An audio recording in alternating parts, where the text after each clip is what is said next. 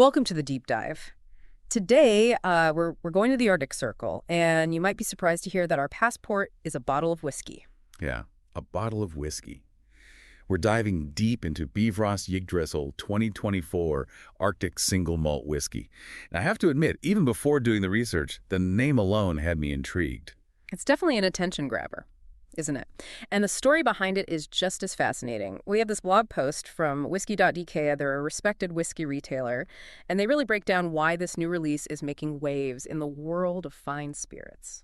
You know, when I first saw Arctic Single Malt, I pictured a rugged, ice-covered landscape.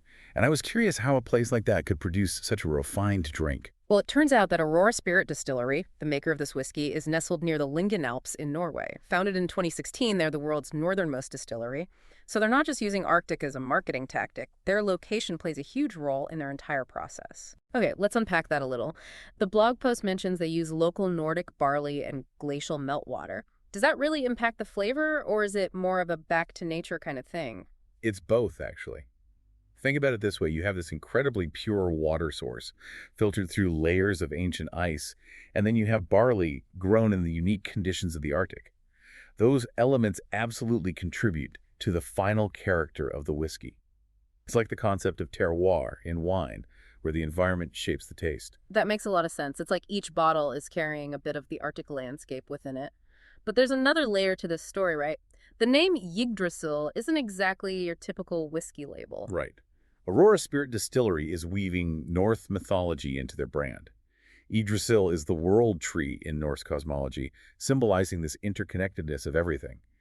And their brand name, Bivrost, refers to the rainbow bridge that connects the realms of gods and mortals. So they're not just making whiskey, they're crafting an experience, a story you can drink. Exactly. They're tapping into this rich cultural heritage, this sense of awe and wonder that's so deeply ingrained in Norse mythology. It's an intriguing approach, and I think it speaks to a growing trend in the spirits world. People are looking for more than just a drink. They want a story, a connection to something bigger. Speaking of connections, they also mentioned this Bivrost Yggdrasil is a limited release, only 9,009 bottles for 2024. Is that just a marketing tactic to drive up demand? Limited releases are definitely a strategy in the luxury market, but in this case it makes sense, considering the distillery size and the unique ingredients they're working with. It's not mass-produced, which adds to its exclusivity and appeal to collectors. I'm starting to see how all these pieces fit together, but let's get down to what's really important here, the taste. The blog post throws around terms like 55 ppm and Oloroso sherry casks. Can you break that down for us? What are we actually going to experience when we take a sip? Let's start with the 55 ppm, which refers to the phenol level, or how smoky the whiskey is. 55 is on the higher end, meaning the barley they use is exposed to a lot of peat smoke during drying. Think campfire smoldering wood, that kind of earthy, smoky aroma. So we're not talking about a subtle hint of smoke. We're talking about a full-on bonfire in your glass. Not quite, but it's definitely a bold choice, and it sets the stage for the other flavors. Now, those Oloroso sherry casks they mentioned, those are a type of oak barrel used for aging, and they previously held Oloroso sherry, which is a very rich, dark, and nutty style of sherry. Ah, so that's where those notes of dried fruits and nuts come from. The blog post describes the aroma as a blend of orange blossom, campfire smoke, and roasted nuts, which sounds like quite a complex experience. It's a carefully orchestrated symphony of aromas. You have the floral sweetness of orange blossom, the rugged smokiness from the peat, and then this layer of richness and complexity from the Oloroso sherry casks. This is where I really start to get curious. How does the environment, the mythology, the production process all come together in the actual taste? That's what we'll explore next. The blog post dives into the specific tasting notes describing this interplay of sweet, smoky, and savory elements. And we'll unpack all of that for you. It really is remarkable how a single sip of whiskey can transport you to a different place, a different time. And in this case, we're talking about the Arctic with all its rugged beauty and ancient myths. But before we get lost in the romance of it all, let's break down those tasting notes. The Whisky.dk blog post describes the initial taste as having this robust smokiness. That's balanced by notes of roasted oak and caramelized mandarin. Okay, I'm trying to picture this. So you have the smoke from the peat, which we talked about earlier, but then you're saying there's also a sweetness from the sherry casks and a citrusy element from the mandarin. That sounds like a pretty unusual combination. It's definitely not your typical whiskey profile, and that's what makes it so intriguing. The charred oak from the barrels adds a layer of complexity, like a subtle bitterness that plays off the sweetness. And then you have that hint of caramelized mandarin, which adds a brightness and a bit of acidity to cut through the richness. It sounds like a carefully crafted balance, almost like a culinary experience. Is that what they're going for? To create something that's more than just a drink, but a symphony of flavors. I think that's a great way to put it. Aurora Spirit Distillery is clearly paying attention to every detail, from the sourcing of their ingredients to the aging process. They're not just throwing things together and hoping for the best. They're creating a deliberate and nuanced flavor profile. You know, when we first started talking about this whiskey, I was a bit skeptical. I mean, Arctic Single Malt sounded a bit gimmicky. But the more we delve into it, the more I'm impressed by their approach. They're not just relying on the novelty of their location, they're using it to create something truly unique and high quality. It's a testament to their commitment to innovation and their passion for what they do. They could have easily taken the easy route and produced a more conventional whiskey, but instead they're pushing the boundaries, experimenting with flavors and techniques, and ultimately creating a product that reflects their unique environment and heritage. It makes you wonder if we'll see more of this in the future. More distilleries embracing their location and heritage, using local ingredients and crafting spirits that tell a story about their place of origin. It's almost like a new wave of terroir-driven spirits. It's definitely a trend to watch. Consumers are becoming more discerning, more interested in the stories behind the products they consume. And when it comes to spirits, the connection to a specific place, a specific culture, can be a powerful selling point. It's like each bottle becomes a souvenir, a tangible piece of the experience you had while visiting the distillery or even just learning about it. Exactly. And in the case of Bivrost Yggdrasil, that experience is steeped in Norse mythology, adding a layer of mystique and intrigue. Imagine sipping this whiskey and feeling like you're somehow connected to the ancient tales of gods and giants, to the icy landscapes of the Arctic. It's almost poetic, isn't it? The way they've managed to weave together the physical and the mythical, the tangible and the intangible. And that brings us back to the whiskey itself.